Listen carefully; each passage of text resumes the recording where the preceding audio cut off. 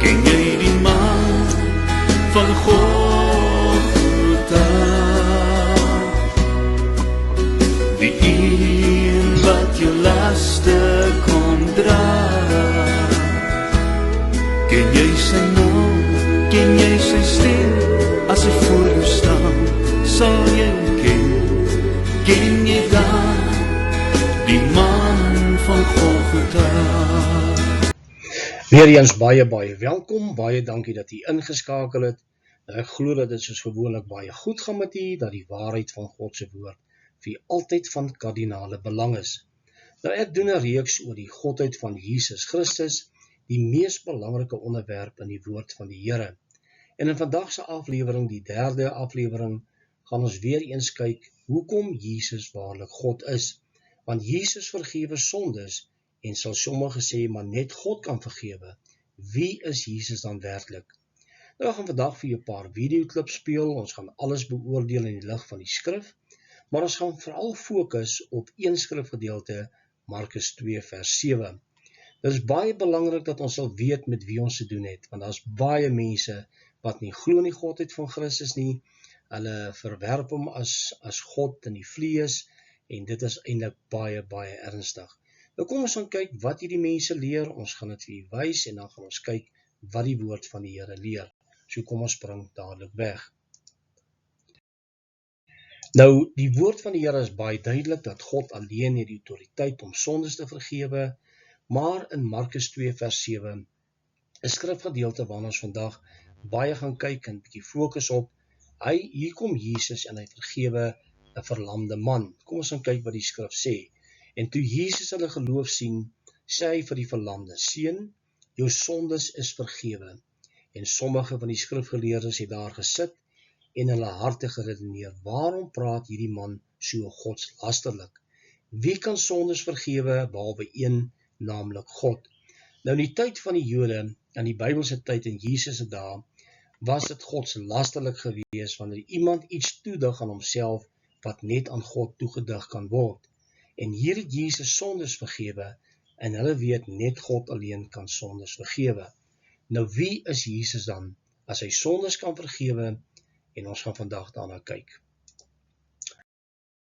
Nou, het Jesus dan sondes vergewe? Die woord is baie duidelik, in baie plekke in die 4 evangelies is dit duidelik dat hy sondes vergewe het, en hierdie is een van die goddelike eienskappe, of een van die attributes, wat net aan God toegedig kan word. En hoekom het Jesus sondes vergewe? Want ons as gelowiges, ware kinders van die Here, besef en weet dat hy werklik God in die vlees is. Nou kom ons begin, ons gaan kyk na die eerste geval waar Jesus sondes vergewe het. Kom ons gaan kyk daarna. Nou Jesus vergewe die sondares. Ons lees dit in Lukas 7 vers 47 tot 49. Kom ons gaan kyk wat dit sê. "Daarom sê ek vir jou, haar sondes wat baie is vergewe. Want sy het baie lief gehad, maar hy vir wie weinig vergewe, het weinig lief." En hy sê vir haar: "Jou sondes is vergewe." Toe begin die wat aan tafel was by hulle self te sê: "Wie is hierdie man wat selfs sondes vergewe?"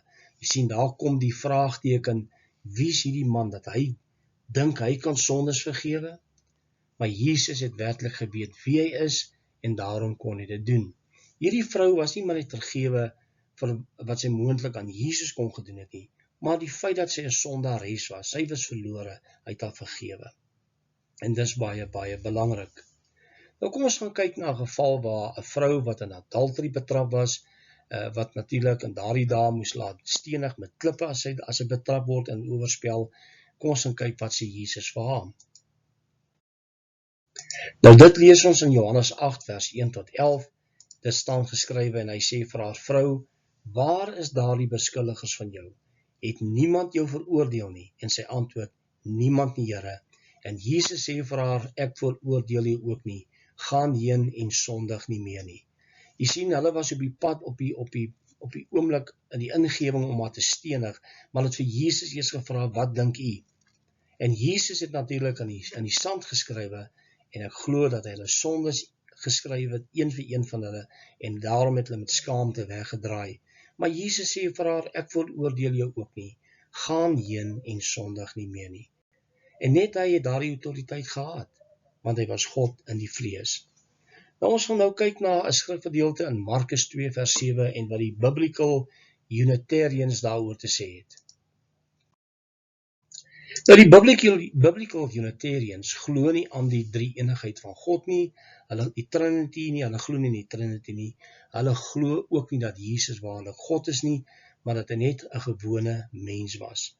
Nou Markus 2 vers 7 spreek van hierdie man wat verlam was en die Here genees hom, maar hy het ook sy sondes vergewe. En dit was onaanvaarbaar vir die Fariseërs van daardie dag en die Biblical Unitarians stem saam. Hy het nie sondes vergewe as God nie, maar net as iemand wat gekom het as 'n gesant van God, as iemand wat gestuur was. So kom ons gaan luister na die eerste videoklip van hierdie Biblical Unitarian leraar en dan gaan ons daaroor gesels. In the scripture, it's interesting that the devil is always trying to wheedle away at that authority. And one of the ways he did it was through the scribes and Pharisees, who, when Jesus Christ forgave sins, said, "This man can't forgive sins, only God can forgive sins." The amazing thing is, this is what we would expect from God's enemies. We would expect God's enemies to be trying to diminish the authority that God's people had. Unfortunately, what happens is sometimes people misread the text, and when they say, "Who can forgive sins but God alone?"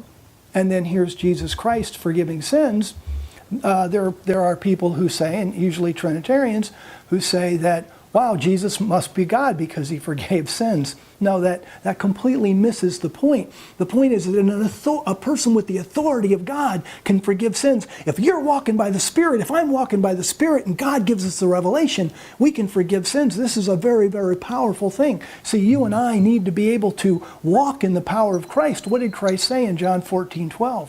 That the works that I do, said Christ, you shall do also. Nou ja, kom ons gaan kyk wat hy sê. Hy sê dat God se vyande, dis nou almal wat nou glo dat Jesus wel God is, altyd kom met die aanslag om jou autoriteit wat God jou gee te bevraagteken. In hierdie geval dat jy sondes kan vergewe.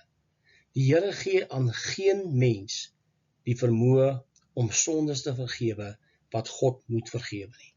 Ek kan my broer vergewe, ek kan my naaste vergewe. Dit is dit wat ons kan doen. Maar ek en jy het nie die autoriteit om sondes te kan vergewe nie. En daarom dink hy dat Jesus is nie God nie, en daarom het hy ook maar net sondes vergewe in die autoriteit van God, en nie as God nie.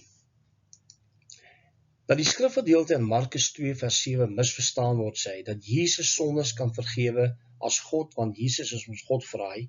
Nee, sê hy, dan het jy ook dat jy ook sonde kan vergewe as jy God se verteenwoordiger is en die autoriteit het. Jesus was so een, sê hy. In ander woorde, hulle baie mense dink dat Jesus nou sondes vergewe het en dat daarom moet hy God wees. Dit is nie die geval nie, sê hy. Maar hy verstaan die skrif totaal buite konteks. Hy verstaan nie en hulle wil nie verstaan wie Jesus werklik is nie. Dis die groot probleem by hierdie mense. Dan sê hy, daar's mense wat altyd as die vyande van God optree en dan sê, jy kan sondes vergewe, maar jy kan nie sondes vergewe nie, maar jy kan as jy God se verteenwoordiger is. Daarom net soos Jesus, net soos ek en jy vandag, ons kan ook sondes vergewe. Ons gaan nou kyk na so 'n skrifgedeelte waar dit lyk of Jesus vir hulle gesê het, gaan vergewe die mense. Ons gaan daarna kyk later. Hy sê, dan word Johannes 14 vers 12 buite konteks gebruik deur te sê dat die werke wat hy gedoen het, ons ook so sal doen. Natuurlik het Jesus ons gesê, gaan genees die siekes, lê die hande op hulle, en so meer. Daardie goed het ons gedoen, dit is wat die disippels wel gedoen het. Maar dit spreek nie van die attributes van God nie. Jy kan nie attribute van God vat en mense gaan vergewe, omdat Jesus vergewe het, kan jy dit nou doen nie. Maar dis wat hierdie mense glo. Alles om die godheid van Jesus te ontken. Nou kom ons gaan kyk na die volgende videoklip, waarvan hy ook praat natuurlik, ons moet soos Jesus wees, en ons kan ook dan sondes vergewe soos Jesus. See, this is where you and I need, this is kind of where we need to have our sights. What we're shooting for is to be able to be like Christ. We have Holy Spirit. We can walk with this kind of authority. And Jesus Christ forgave sins not because he was God, but because he was God's representative on earth who had Holy Spirit and could walk and talk with the Father. Absolutely. Nou het baie duidelik gehoor wat hy sê, ons moet soos Christus wees. Hy het nie gekom om sondes te vergewe as God nie, maar as God se verteenwoordiger.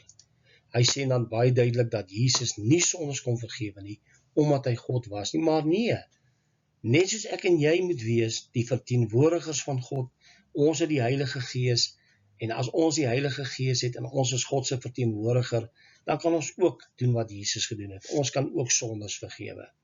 Dit is nie die geval nie. Dit is totaal buite konteks, maar hierdie mense glo nie, en daarom wil hulle Jesus se godheid betwyfel, deur allerhande ander goed by te voeg, deur te sê, ek en jy is ook maar 'n verteenwoordiger van God, so ons kan ook sondes vergewe.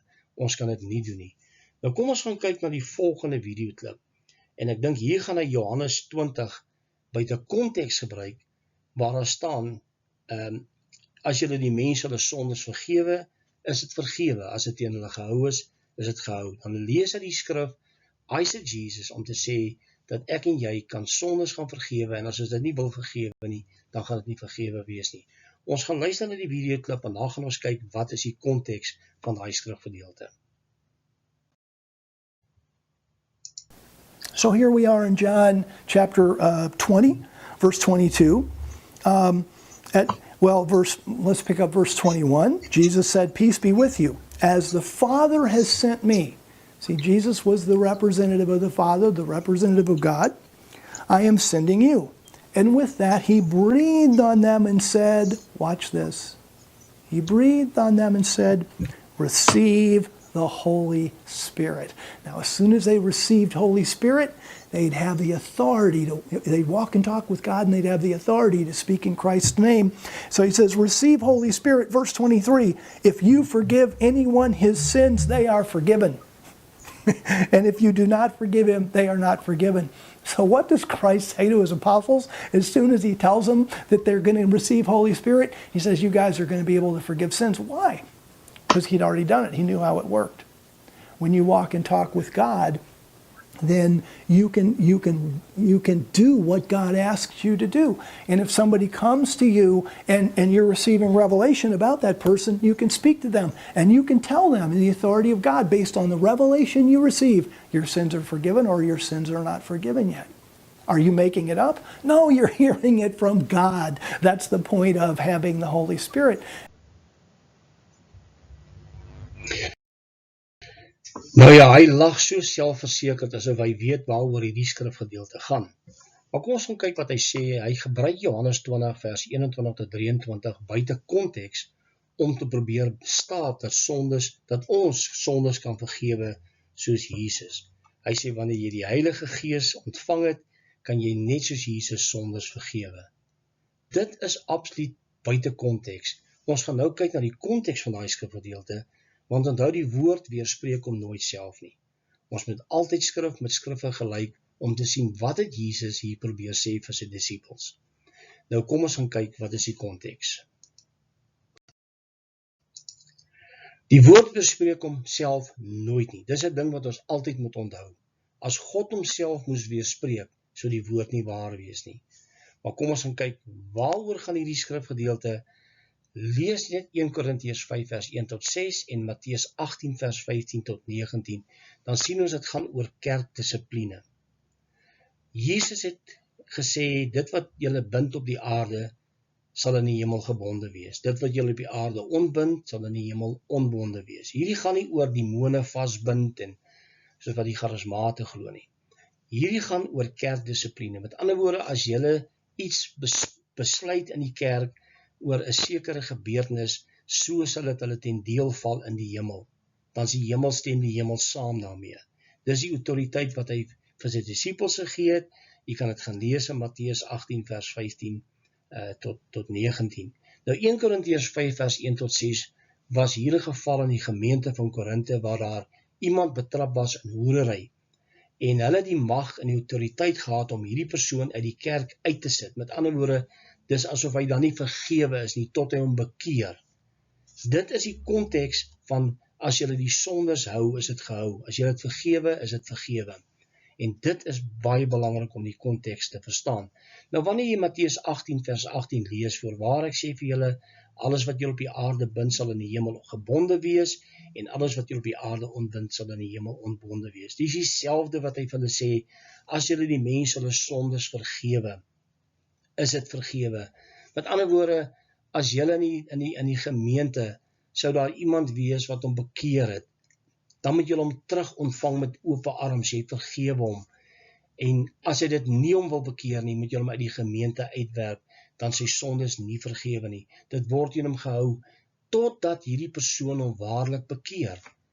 Dink jy vir een oomblik, dat Jesus aan my en jou, die vermoë gaan gee, om sondes te vergewe, wat teen God gepleeg was? Onmoontlik. Dis onmoontlik. God sal my en jou nooit toerus, wat self sondige mense is, om ander mense te vergewe wat teen God gesondig het nie. Maar dis wat hierdie valse leraar vir die mense probeer tuisbring by hulle, dat jy kan sondes vergewe, omdat jy die Heilige Gees ontvang het, net soos Jesus, nou kan jy gaan sondes vergewe. Dit is nie die geval nie. Nou kom ons gaan kyk na die volgende videoklip, waar hy ook dan nou duidelik maak, dat Jesus nooit sonde vergewe het, as God nie. Kom ons gaan kyk.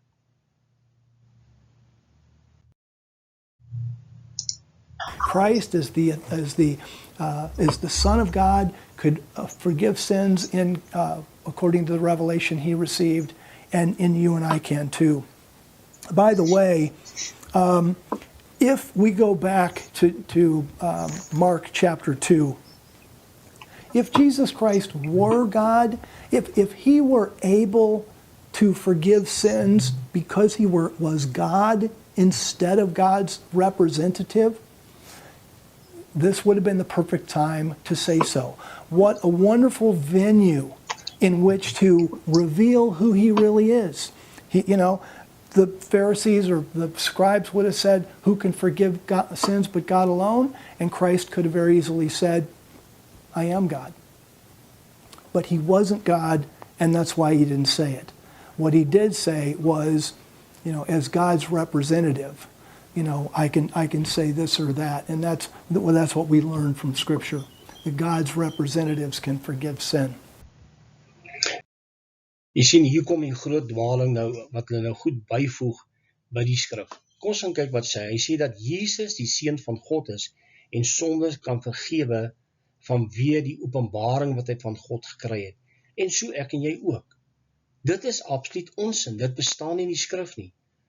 Jy kan nie sondes vergewe, omdat jy weet, jy het 'n openbaring van God gekry nie. En hy sê, dit is wat Jesus is, en wat hy gedoen het. As Jesus wel God was, sê hy, en sondes kon vergewe, in plaas van as God se verteenwoordiger, hoekom het hy dan nie gesê, hy is God nie? Jesus het nie een keer, nie in een van die evangelies, veral die synoptiese evangelies, nie eenmal gesê, ek is God nie. Maar die werke wat hy gedoen het, die dinge wat plaasgevind het, het gewys wie hy werklik is, het gewys dat hy is God in die vlees. Maar hierdie mense maak soos baie van ons, van die Islam mense wat sê, did God claim to be God? Did he claim to be God, worship me? Dis presies wat hy nou doen. As God nou die geleentheid, as Jesus die geleentheid wil gebruik het, deur te bewys, dan sou hy gesê het, ek is God, kan jy sien ek vergewe sondes. Dit is nie in die skrif nie, maar die skrif bewys, absoluut, onomwonde, dat hy wel God in die vlees is. Dan sê hy, Jesus was nie God nie, daarom het hy dit nie gesê nie. As hy was, sou hy het gesê het, dat God se verteenwoordigers kan sondes vergewe sê. Met ander woorde, as Jesus is 'n verteenwoordiger van God, so ek en jy. Ek en jy het nie die mag om sondes te vergewe nie. Ek en jy is nie God in die vlees nie. Maar dis wat hierdie mense vir jou probeer leer en probeer deurgee in hulle video's, en daar kom baie twyfel in baie Christene, of baie jong Christene, of mense wat nog buite kan die geloof is. en hierdie mense beroof hulle van alle waarheid. Goed, lees ons ooit in die hele woord van God, waar die disippels en ander gelowiges sondes vergewe het. Nou praat ek van sonde teen God, want ons moet mekaar vergewe. Hy sê, vergewe jou broer, wat in jou gesondig het. So ons kan dit vergewe. Maar sonde teen God het nie een disipel, nie een apostel, nie een gelowige in die hele Nuwe Testament, in die hele Bybel, selfs in die Ou Testament, nie eenmal sondes vergewe wat teen God gepleeg was nie.